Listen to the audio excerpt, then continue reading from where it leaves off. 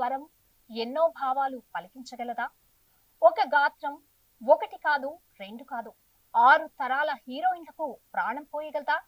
Yes అని నిరూపించిన గానమధురిమకు మరో పేరు ఎస్ జానకమ్మ. జానకమ్మ పేరులోనే ఎస్ ఉంది. ఏదైనా సాధ్యమే అంటూ తన గొంతుకను, స్వరాన్ని నిత్య యవ్వనంగా మనకు వినిపిస్తున్న పాటల పూదోట జానకమ్మ పుట్టినరోజు సందర్భంగా ఆమెకివే 9+ బాక్స్ ఆఫీస్ శుభాకాంక్షలు.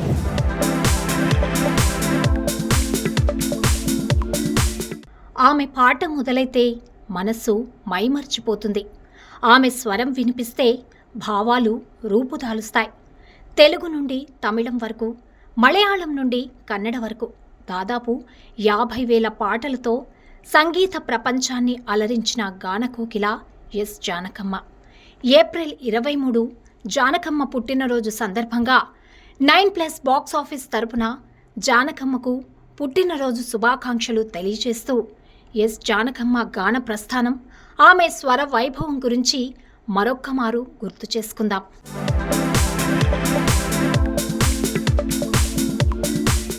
1938వ సంవత్సరం ఏప్రిల్ 23వ తేదీన గుంటూరు జిల్లా పల్లపట్ల అనే చిన్న గ్రామంలో జన్మించారు జానకమ్మ. చిన్నప్పటి నుండి సంగీతం పట్ల అపారమైన మక్కువ పెంచుకున్న జానకమ్మ తన 3వ ఏట నుండే వేదికలపై పాటలు పాడుతూ సంగీతమే తన జీవితమని నిరూపించారు. లతా మంగేష్కర్, పి సుశీల వంటి గాయనీమణులు పాడిన పాటలు పాడుతూ పెరిగిన జానకమ్మ తన కష్టంతో, తన ప్రతిభతో చెన్నైలోని ఏవిఎం స్టూడియోలో అడుగుపెట్టారు.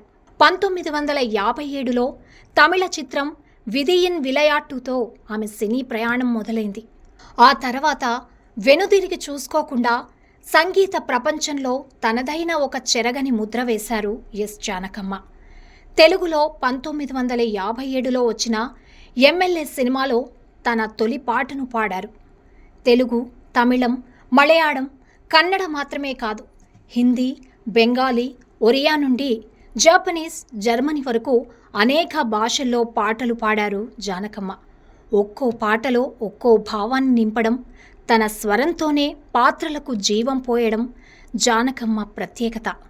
పిల్లల గొంతు నుండి పెద్దవారి స్వరం వరకు ఒకే పాటలో వాయిస్ మాడ్యులేషన్ చూపించడం ఆమెకే సాధ్యం.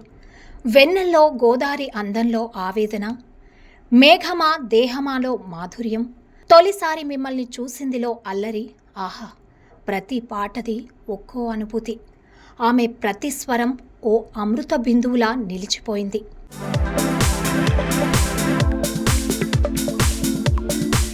ఎస్ జానకమ్మ తన 60 సంవత్సరాల గాన ప్రస్థానంలో వేలాది పాటలు పాడి కోట్లాది హృదయాలను గెలుచుకున్నారు.